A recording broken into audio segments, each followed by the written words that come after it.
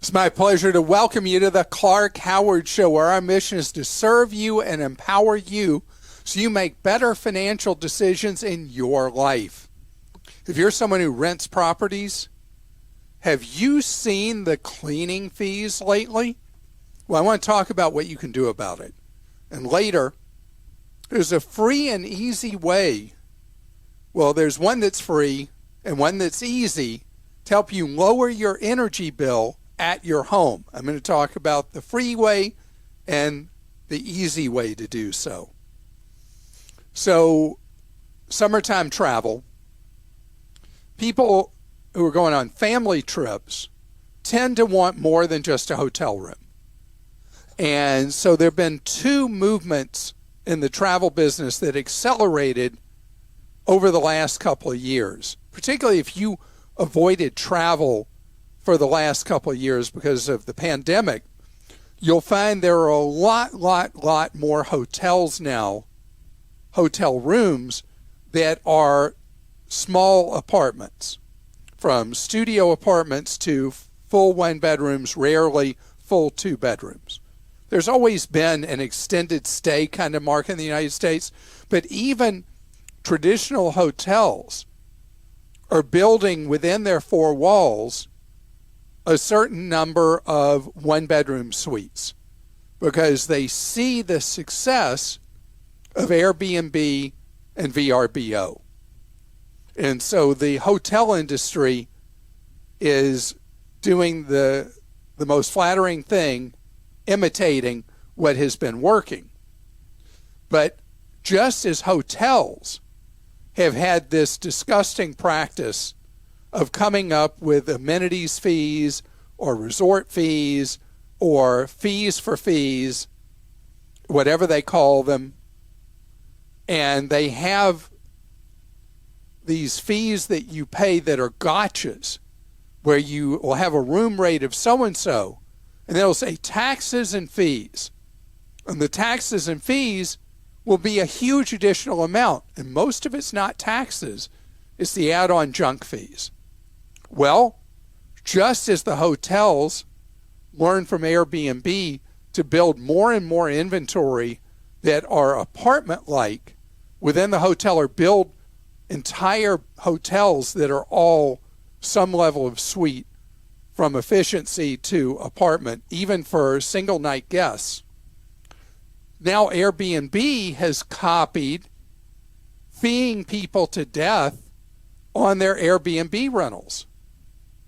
And the complaints that I've been getting are complaints. They hit us first, but now they're appearing in print and other places where people are really fed up with shopping around for an Airbnb, seeing a price on one that looks great, and then they go to check out, and suddenly the cost is so much more than what they expected. I told a story back in December or January about helping my middle brother, who was going on a trip to Hawaii. And we were looking at a combination of hotels and Airbnbs and VRBOs in the Hawaiian Islands. And he and his wife went to, Maui, the Big Island, Kauai, and also Oahu. So they went to 4 islands on the trip. And it was crazy when we look at something, and he was sitting with me as we tried to book each island, and we would see something and say, oh, look at this. It's blah, blah, blah a night. And then we go to check out, and it would be like 50% more than we thought it would be, because the property owner was charging a massive cleaning fee, or some equivalent they would call it, usually a cleaning fee. And so the cleaning fees are their new equivalent on Airbnb and VRBO to what the hotels have been doing with all the junk fees they're adding on, because what's happened, as in so many other parts of what we do where we shop on our phones or we shop on a laptop, is people first notice the headline price and then only afterwards realize, like, think about when you rent a car. So it's funny because car rentals, they figured it out before anybody else. They list a price of blah, blah, blah per day for the car rental, and then your actual price would be more than that, doubled, once you add in all the junk fees, because the junk fees with a car rental usually per day are more than the actual stated price of the rental. And it's because we tend only to look at that initial cost. Well, as I shared with you back in the fall, Marriott, after getting sued, is now, when you do a search on Marriott.com, I don't know when it phases in, but it will show you, for properties, it'll show you the total cost comparing one place to another, instead of that headline rate of just the room rate per night. So this is a tactic that has worked in the industry to unbundle and have all these added fees where you think you're getting a deal and you're not. You got to know that's how it's played. And with Airbnbs, look very closely. If you're considering, let's say, 2 or 3 different properties at a place, and one looks cheaper than the other, see what it is actually for the full bore cost when you see what it is at checkout.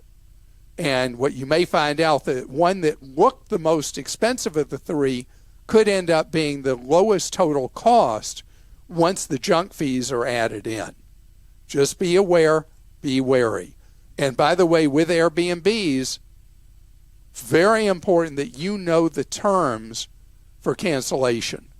And Christa, the other thing we've had with Airbnb, I just did a TV story on it, is when somebody books an Airbnb months in advance, and then the owner of the Airbnb does what to them days before arrival? Cancels on them. And why are they canceling on them? Because they can get more money from someone else now. Right, and Airbnb is doing no enforcement on this at all.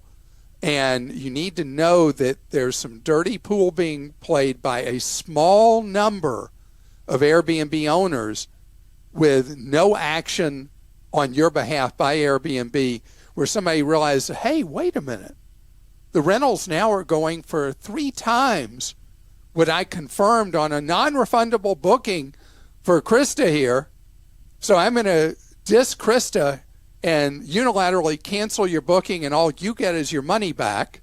You didn't have the right to cancel the other way, and then they take a booking from somebody else at triple the money. You know, it's life when you do a booking with somebody and the price later goes up or down. You're either the winner or the loser on that. That's how it plays, and it all averages out. But gosh, there's karma in life. Don't play dirty with people. And Airbnb, please get your act together. List prices, full actual real price for the stay before somebody sues you and you're forced to do that. And 2, when property owners are mistreating a renter, you need to really come down hard on that property owner when they cancel just because they can make more money from somebody else. That's not okay. This is a question from Kristen. When using a terminal credit card reader at a merchant store, such as a fast casual restaurant or dog daycare center, typically an automatic tip option will pop up. Does that tip you give actually go to the person working behind the counter, or does it go to the owner of the establishment? Completely depends on that business. A lot of times the money never is seen by the actual employee you're asked to tip, or the money goes into some kind of tip pool kind of thing, and how it's split up, nobody knows. A lot of times the employees don't know. So what I like to do is, if I have cash with me, which unfortunately I don't carry a lot of cash anymore on my person, but I'd rather, if somebody's giving me good service, I'd rather give them directly cash rather than tipping at the terminal. And then we've got the issue of tipping popping up all over the place. You were really upset with what happened to you recently. I was just very surprised. Yes, this seems like it's a trend. I was in a store that I frequent, and I still will, and I asked for, it's a national chain, and I asked for some help in selecting some items. And so a great person helped me, and I selected my items with her, and usually I would go up and pay at the register, but she happened to have one of those portable pay here machines. And so she went to check me out, and then for the first time ever in this store, she handed the terminal to me and said, "If you think I've given you exceptional service, please leave a gratuity." And the gratuity was, she was standing right there, and I had to choose what gratuity to give her on these items, and I was just completely taken aback, and I gave her a tip. I was so, surprised. But you were pretty frazzled. Well, I and just was like surprised when she did that, and I thought, wow, is this happening everywhere? I don't know if this chain is experimenting with the store I go into, or if it's a national thing now, but I'm definitely not going to ask for help anymore unless I want it, because I didn't even know what to tip when you're buying merchandise like that. It's not like food where this is weird in so many places, so many different levels, that people are in jobs where historically there was not tipping, and the expectation was that they were being paid an adequate wage to work there, and now we're being asked essentially to be part of their employment. It was the best service I ever got in that store. Normally I can't find anyone to help me, and I found lots of people willing to help me. Okay, wait. So say that again, because I kind of stepped over you. Yeah, no, that was the best service I'd ever received in that store. Usually I can't get someone to help me, and there were many people willing to help me. Okay, so we were in a country that tipping is not part of their culture. It's not allowed. And it became our joke on the trip that when you go to a restaurant, you had to be prepared. They should have just been self-serve. You had to be prepared with your own water that you brought with you, and you brought plastic forks and knives at a sit-down restaurant, because if one of them fell, you'd never be able to get a replacement. There is a certain marketplace signaling that tips do potentially increase the quality of service you get, because you created a marketplace incentive for that person serving you. And as you said, it was the best service you'd ever had at that chain store. So it's not like clearly something that should be going on or not going on with the tipping. It's a hard one. This is from Jessica in Georgia. Is affiliate marketing legitimate? I see a lot of videos on TikTok about people who are making money from this. I'm looking for side hustles and extra money, and wondering if this is real. Okay, so Jessica, yes, affiliate marketing links are a legitimate thing, and it's how a lot of people who are influencers are earning money. The issue here is, yes, they are earning money, but are they bought and paid for?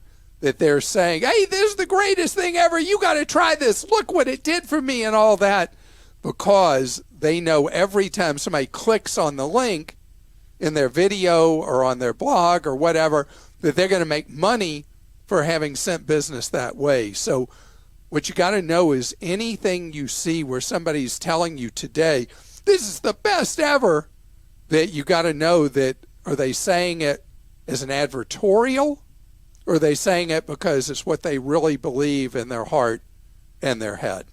This is from Josh in North Carolina. I recently started a job as a truck driver, making $2,300 per week.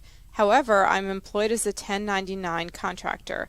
I've transferred $700 a week into my savings account for when I'll need to pay taxes. I read that 1099-Cs need to file taxes quarterly, but it seems legal and easier to file annually. Which would be better, and am I saving enough to pay what I'll owe, or should I be saving more? So Josh, there's a real advantage to you paying quarterly estimates, and the reason is that you can get hit with underpayment penalties when you go to file your tax.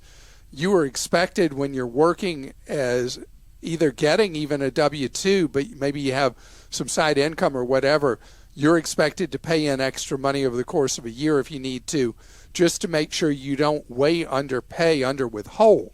In your case, there is no withholding, and so you're fully exposed to underpayment penalties if you don't do your quarterly filings, your estimates. And so in your case, yes, it is completely legal for you to just wait and file at the end of the year and pay what you owe, but you will be paying, in addition, taxes, penalties, and interest, and that's why it's to your advantage to pay in the quarterly estimates. So along with inflation, we got a lot of things going up in cost. I mean, you, Josh, as a truck driver, when you go in to fill up that truck, you're seeing the huge increase in the cost of diesel. When we're seeing it across forms of energy, including for energy for your home or business. But there's some simple things you can do that can help lower that energy bill at your home or business. And I want to talk about that coming up. Over the course of the rising cost of energy, I've talked about the various strategies you can do to reduce the cost of the main drain on your wallet from your home, and that is the cost of heating or cooling. Also often at a business, and the techniques of reducing the cost for heating and cooling. But there's another thing that accounts for a meaningful part of our electric bill at our home or our business, small business, and that is all the things we have plugged in. So it was funny because CNET talked about having a protocol where you just unplug all these different things from the wall, and then when you have to use them, you go and plug them in. And that will cost you nothing other than serious aggravation. One of the things that, I don't know if they talked about in their story, but another one I saw about unplugging said, hey, and by the way, you'll avoid having electronics blown apart by surges, power surges, lightning, whatever, if you have them unplugged except when you're using them. Okay, so I am too lazy to do what CNET says and just go around and unplug things. So what I did instead is I bought these power strips that have, I guess, rudimentary artificial intelligence that sense when an item plugged into a power strip has not been in use for a while, like a TV, and it shuts off that individual item. These power strips, depending on where you buy them, range from very inexpensive to, well, you can manage to spend serious money on them, but you don't need to. And when one of them goes to sleep, what you do is you have like a light switch on the AI kind of power strip, and you just go and hit a button that turns it on. Excuse me, just like turning on a lamp or a light switch or a power button or whatever. In the case of the ones I have, a green light goes out when it's put that item into beyond sleep. It's off now. And then all you do is you hit the button, the green light comes on, and it works again. So it is an alternative because most of us are, you're going to save 10% of your power bill if you do this kind of thing. If you run around and you unplug all the electrics and electronics in your house that aren't being used at the time. They used to be referred to as Draculas. You know, they were just sucking money out of your wallet, being plugged in and being in standby mode or whatever. But simply by having one of these power strips, you're going to have the upfront cost of the power strip, but you're going to get the same savings, but probably more because you're not going to have to remember to unplug. It's electronically going to do it for you. And I want you to know we have more control, more power, if you will, over our power bills than we really give ourselves credit for. And Christa, you have some questions for me. I do. This is from Debbie in Ohio. I accidentally forgot to cancel my trial period for my Wise Cameras cloud storage. This is a new thing with the Wise Cameras. You have to download it through the Google Play app. When I saw the charge, I contacted Wise to cancel. They said I had to go through Google Play. Warning, Google Play would not refund my money. They did stop my auto subscription for next year. Isn't there something against the law to be able to cancel my subscription when requested? I'm so mad. You may want to share this with your listeners. I paid it with PayPal, and of course they told me the same thing. I had to go to Google Play to cancel. No more Wise Cameras for me. So Debbie, we're talking about the curse of the trial period. Trial periods just drive me to distraction. You think about everything out there. Okay, so I read the electronic version of more newspapers than you could imagine. And I go through this thing where I just hate it with the, you can have it for 3 months for 99 cents. And then after that, it goes to our regular price, which they don't disclose. Just tell me what it's going to be and let me pay for it. It's big with any kind of streaming, most any kind of subscription now. They're all following this model that we're busy in our lives. You'll sign up for the trial period. You'll forget when the trial period ends. And then they're going to charge you for a whole year of whatever, at whatever pretty much they decide it's going to be. And so your beef with Wisecam and with Google is well heard and respected, because I hate this business model. Although it's, as I said, it's not just them. This is really big in modern capitalism, is to do the trial period, then tear your wallet apart. So the good thing with Wisecams, because Wisecam, the Wise company, W-Y-Z-E, what they specialize in is making good enough electronics that have proven to be popular in the marketplace, you know, like a doorbell camera that's much cheaper than a Ring, and all kinds of different devices they make. But the cameras are where they started and where they really earned their stripes. And they always made it free. Well, they found out, hey, this isn't generating enough revenue for us, so we got to get people doing like Amazon does with all its camera products, and Google does with theirs, and everybody does with their cameras, is they live off the subscription. But there is a thing with Wise you should know. You can use an SD card in it. Depending on the size of the SD card and the generation of the camera, it'll determine how large an SD card. You can do local storage of video on it that will give you back a day, two, whatever, and you don't have to pay anything for it. And that's one of the things I like about Wisecams, is you can pay for the ongoing cloud storage, but you don't have to. A lot of the other cameras in the marketplace, their whole business model is that you have to do their cloud storage, or you can't record anything on it. You can only do live views. And something I just wanted to mention that I've seen you do on your calendar, and I'll do too, is set an alarm or put it on your calendar when your subscription is going to expire, and like the day before, put something on there to cancel it, because it is so hard to figure it all out. Thank you. I meant to say that, but I got distracted and I forgot. Corey in Minnesota says, I'll be traveling to Germany, Austria, and Switzerland this summer and renting a car. Is an international driver's permit required?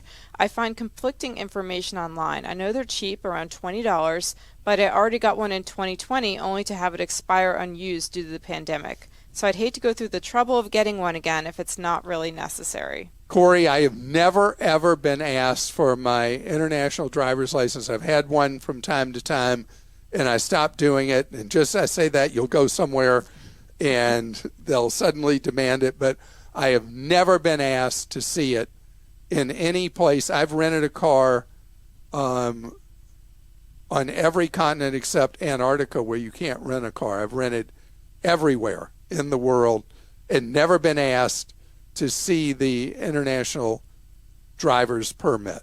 It's not expensive. It's just a pain to go get. So one thing I want you to know about Austria has a driving fee that you have to pay to be on their roads, and a lot of tourists don't know it, and you'll get a huge fine later that will either be added to your credit card from the car rental company, or you'll get a demand from the Austrian government for the money. Make sure you read online to understand how the Austrian it's not a driving permit, it's a road use fee. That is a road use fee for just being on Austrian roads. Just make sure you know about that and that you properly pay that fee so that you don't get hit with a big fine later. And they say that an international permit is required in Austria, but again, I don't know that anybody has ever had a problem with that. This is from John in Tennessee. Mr. Howard, Said half in jest, the other half out of respect. My name's Clark. I have a question for you. While shopping for men's deodorant the other day, I stared at the vast array of options and decided to use my Target app to check how many deodorant types are available. In rural Tennessee, there are 249 different types of men's deodorant in my local Target.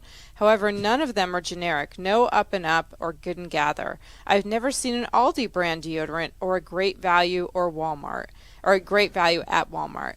Do you know why this is? There are generics for everything else. In my household, we use generics for pretty much everything. As a matter of fact, I am so cheap, I read comparison charts on which store brand motor oil is the best one, but I find myself feeling robbed when I shop for antiperspirants. I was curious if you had insights. So store brands have generally never done well in the personal health and beauty area. Certain things like you'll find store-branded shampoo many times, or you'll find discounted branded, like it's kind of like a cross between a brand and a store brand called Suave. Is that how you say Suave? Mm-hmm. S-U-A-V-E, Suave brand.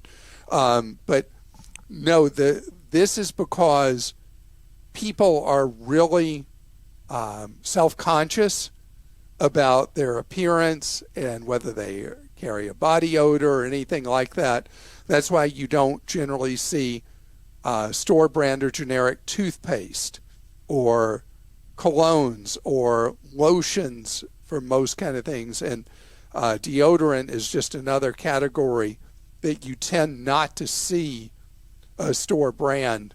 And it's just the way it is that it is a field that you're not typically going to find generics because of consumer behavior. Let me tell you something. If a retailer thought there was a market advantage having generics of various personal, I guess the category is called personal care items. It's really deodorant, though. I mean, there are shampoos and other things I've seen, too, but deodorants is one that seems missing. Right. So if there was a place in the marketplace for it, retailers would fill it. Guaranteed. And if you know of a retailer that sells generics across personal care items, please post and let us know, because this has been a long time thing. And yes, I do use deodorant. And yes, I'm forced to use a brand name, just like John in Tennessee. And John, the only thing you got to do going forward, please call me Clark, not Mr. And I want you to know our mission on this podcast is specifically what John's asking about. It's to give you ideas about how to save more and spend less. I want you to have more freedom in your life. And in a time where we're facing rising costs, where we're facing the first serious inflation we've really had in 40 years, it's very unsettling for people. And I want you to get as much control as you can back in your life, where you can not only combat inflation, but for the most part, defeat it. And that's what we're here to do. It's just one of the things that we do. And we just updated our guide. One of our writers, great writer, Dallas, Team Clark, just updated our guide on 30 ways you can reduce your expenses in your life. You can find the link in today's episode show notes at clark.com/podcasts.